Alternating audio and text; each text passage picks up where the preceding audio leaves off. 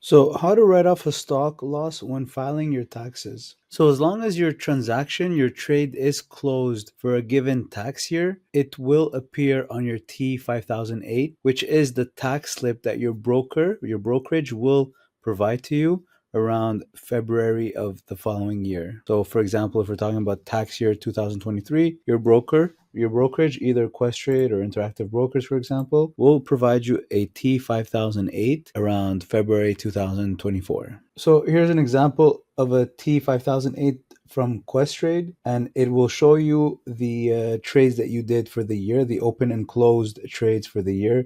It gives you the cost value and it gives you the proceeds of this position. So as long as all your trades appear on this tax slip, whether it's a profit, whether it's a gain or a loss, they will cancel each other out on this tax slip. You don't have to do anything specific. For example, this one's a profit, but then I don't know, this one's a loss. So the profit from here will end up canceling a bit of the loss here. So the total at the end combines your gains and your losses. So there's no added step to do in order to claim a stock loss when filing your taxes, because the loss is already included in your T5008. So here's a T5008 from Interactive Brokers. So one advantage that Interactive Brokers has over Questrade is their T5008 is easier to use, meaning they already provide to you the total of all your transactions in this little box here. You've got your box 20, box 21, and this amount here is already the total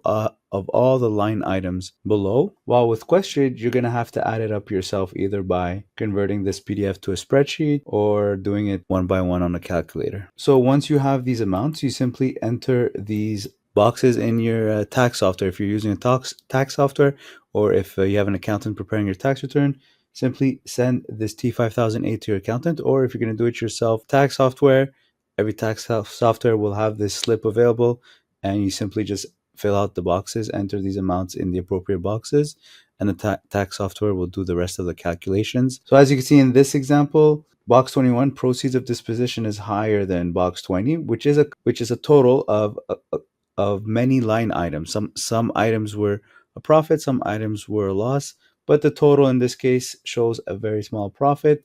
So that means this person will pay taxable capital gains on that amount. Now, if you have a capital loss from previous years, you can actually apply it on your current year capital gains. Now, if you do have a capital loss this year, you can even apply the capital loss either in future years, or you can even carry back the capital loss against capital gains from future years, therefore readjusting your previous year's tax returns. So let's say in 2021 you filed your taxes and you had a capital loss. Well, when you file your taxes with the same software in 2022, that capital loss will carry forward in the 2022 return.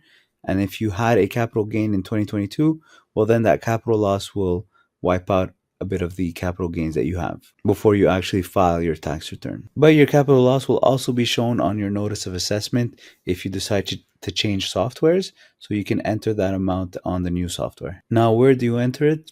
I'll just use the example of TurboTax online. So in the example of TurboTax, you would go to, I believe, deductions, and then you've got a section here called losses profile.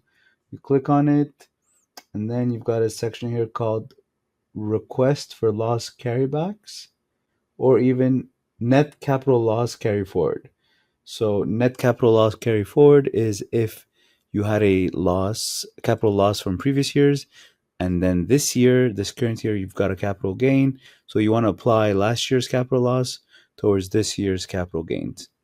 And then request for loss carrybacks is if you have a capital loss this year, but you had a capital gain last year, and you want to apply the current year's capital loss against last year's capital gain, which was already filed. So obviously it's going to generate an adjustment for last year's tax return. All right, so I hope this answers your question on how to claim a stock loss when filing your taxes.